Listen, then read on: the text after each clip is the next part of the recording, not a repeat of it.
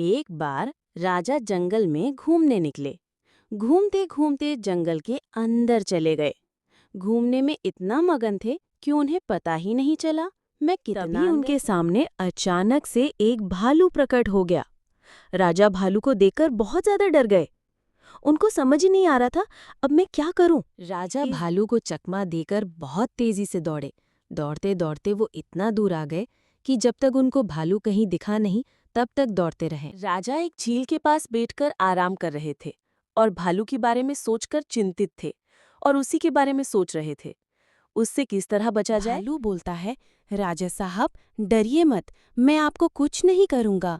मैं आपको किसी प्रकार की हानि नहीं पहुंचाऊंगा, भरोसा रखिए। राजा और भालू दोनों दोस्त बन जाते हैं। साथ में दोनों जंगल का भ्रमण करते हैं। राजा को विश्वास हो गया कि भालू उसे अब कोई हानि नहीं पहुंचाएगा। अब वो मेरा दोस्त जो बन गया है। राजा और भालू दोनों साथ में अपने गांव को लौटे तो राजा के साथ भालू देखा कर गांव वाले डर गए और अजीब अजीब बातें करने लगे। राजा भालू को अपने घर में बैठाकर बातें कर रहा था।